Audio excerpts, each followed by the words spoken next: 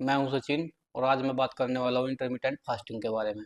Intermittent fasting क्या होती है, इसके बेनिफिट्स क्या है, किस तरीके से फॉलो करनी है, क्या हेल्दी रहने के लिए फास्टिंग करनी चाहिए और अगर करनी चाहिए तो इसके सही और साइंटिफिक तरीके क्या है, हम इस वीडियो में जानेंगे। और वीडियो के लास्ट में मैं आपको ये भी बताऊंगा कौन ऐसे लोग हैं जिनको फास्टिंग नहीं करनी चाहिए। तो चलिए बिना किसी देरी के वीडियो को शुरू करते हैं और इन सब चीज़ों के बारे में जानते हैं पूरी डिटेल से। सबसे पहले हम बात करते हैं, जब हम फास्टिंग करते हैं तो हमारी बॉडी में क्या क्या चेंज आते हैं। दोस्तों, फास्टिंग एक बहुत ही मैजिकल चीज़ है। जब हम फास्टिंग करते हैं तो हमारी बॉडी बहुत सारे ऐसे चेंजेस आते हैं जो कि हमारी हेल्थ के लिए अच्छे होते हैं। हमारी बॉडी को भगवान ने ऐसा बनाया है कि हर समय फास्टिंग के लिए तैयार रहती है। सबसे पहला चेंज जो कि हमारी बॉडी के अंदर होता है, जब आप फास्टिंग करते हैं, बॉडी फास्टिंग के दौरान ग्रोथ हार्मोन का प्रोडक्शन बढ़ा देती है। ग्रोथ हार्मोन हमारी बॉडी के अंदर इन्फ्लेमेशन को कम करती है, फैट बर्निंग प्रोसेस को बढ़ा देती है और इसके साथ साथ एंटी एजिंग भी होती है। यानी इन्फ्लेमेशन कम करने का मतलब है हमारी बॉडी के अंदर, स्पेशली हमारे जोड़ों के अंदर जो सूजन आती है उसको कम करता है, जिसकी वजह से जॉइंट पेन का शिकायत बंद हो जाती है। फैट बर्निंग प्रोसेस बढ़ जाने की वजह से मोटापा कम होने के चांस बढ़ जाते हैं, या अगर आप मोटे हो जाते हो तो आपको पतला होने में आसानी होती है। एंटी एजिंग का मतलब है कि उम्र बढ़ने के साथ साथ हमारी बॉडी में जो चेंज आते हैं उनको रिवर्स करने का काम आता है। दूसरा पॉजिटिव चेंज जो फास्टिंग के दौरान आपकी बॉडी के अंदर आता है वो होता है एक प्रोसेस जिसको हम बोलते हैं ऑटोफैजी। ऑटोफैजी का मतलब है हमारी बॉडी के अंदर मौजूद जो पुराने प्रोटीन्स, अनयूज्ड प्रोटीन्स होते हैं, वो खत्म होने लगते हैं और उसकी जगह पे नए प्रोटीन्स बनने शुरू हो जाते हैं। तो आप कह सकते हो ये एक तरह का ऑटो क्लेंजिंग प्रोसेस है, जिसके अंदर हमारी बॉडी अपने आप को क्लीन करती है, पुरानी सड़ी गली चीज़ों को निकाल देती है और ख़त्म कर देती है और इसकी जगह पे फ्रेश प्रोटीन्स बनना स्टार्ट हो जाता है। तो इस तरह से आप कह सकते हैं हमारी बॉडी में फ्रेश प्रोटीन बनते हैं, बॉडी के अंदर डिटॉक्सिफिकेशन का जो प्रोसेस होता है वो बढ़ जाता है। इसकी वजह से बहुत सारे हेल्थ बेनिफिट्स आपको मिलते हैं।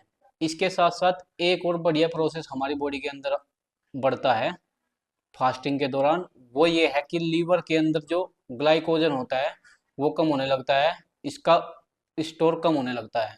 ग्लाइकोजन एक तरह की शुगर होती है जो हमारे लीवर के अंदर स्टोर होती है। जब हम भूखे रहते हैं, फास्टिंग करते हैं और हमें कुछ खाने को नहीं मिलता, उस दौरान हमारा लीवर ग्लाइकोजन को रिलीज करता है जो कि शुगर में कन्वर्ट होती है और उसके बाद हमारी बॉडी के अंदर एनर्जी प्रोड्यूस करती है। जब हम फास्टिंग करते हैं तो एक टाइम ऐसा आता है जब ये ग्लाइकोजन हमारी बॉडी से ख़त्म हो जाता है। उसके बाद हमारी बॉडी फैट बर्न करना शुरू करती है एनर्जी बनाने के लिए। फास्टिंग करने से आपका पेट भी अच्छा रहता है, यानी आपका डाइजेस्टिव सिस्टम सही हो जाता है, क्योंकि आपके गट को ज़्यादा काम नहीं करना पड़ता और उसको हील करने का टाइम मिल जाता है। और आपका लीवर जो है वो भी हेल्दी होने लगता है, क्योंकि उसके अंदर जो टॉक्सिन होता है वो भी कम होने लगते हैं। इसके साथ साथ हमारा हार्ट फंक्शन, कार्डियो फंक्शन और जो हमारा ब्रेन सिस्टम है वो भी इम्प्रूव होने लगता है। दोस्तों, इंटरमिटेंट फास्टिंग का मतलब होता है कि आपको फिक्स टाइम में मील लेने होते हैं और दोनों मील के बीच में आपको गैप रखना होता है। उस दौरान फास्ट रखना होता है, यानी कि कुछ भी नहीं खाना होता है। इंटरमिटेंट फास्टिंग के कुछ फार्मूले होते हैं जिनके ऊपर आप इसको स्टार्ट कर सकते हो। स्टार्ट हमेशा आपको फास्टिंग करनी होती है तो 12-6-6 के फार्मूले से होता है। अब ये 12-6-6 का फार्मूला क्या है, इसको मैं आपको इसको समझ लीजिए। 12-6-6 का मतलब है कि 12 घंटे आपको 24 घंटे में फास्टिंग रखनी है, फिर आपको कुछ मील बना लेना है, फिर 6 घंटे आपको फास्टिंग रखनी है, फिर आपको कुछ मील लेना है। यानी मोटा मोटी तौर पर अगर मैं कहूँ तो आपको दिन में 24 घंटे में 3 मील लेनी है, जो हम अक्सर लेते भी हैं। ये जो 12-6-6 वाला फार्मूला है इंडिया में करीब करीब अप्लाई हो ही जाता है, लेकिन इस मेजर मील के दौरान हम और भी अतिरिक्त स्नैकिंग करते रहते हैं, कुछ ना कुछ खाते पीते रहते हैं, जिसकी वजह से हमें इसका फ़ायदा नहीं मिलता। तो आपको करना क्या है, आपको इंटरमिटेंट फास्टिंग करनी है अपने आप को हेल्दी रखने के लिए। तो इस 12-6-6 के फार्मूले से करनी है। लेकिन इस बीच ध्यान रहे 2 मील के बीच में कुछ एक्स्ट्रा नहीं खाना है। दोस्तों अब सवाल आता है कि कौन ऐसे लोग हैं जिनको किसी भी तरह की फास्टिंग या इंटरमीडिएट फास्टिंग नहीं करनी चाहिए। अगर आपको डायबिटीज़ है तो आपको किसी भी तरह की फास्टिंग या इंटरमीडिएट फास्टिंग नहीं करनी चाहिए, क्योंकि इस दौरान आपके शरीर में ब्लड शुगर के लो होने के चांस ज़्यादा बढ़ जाते हैं। अगर वीडियो अच्छी लगी है तो इसे एक लाइक ज़रूर दीजिए। चैनल पर अगर नए हैं तो सब्सक्राइब कर लीजिएगा।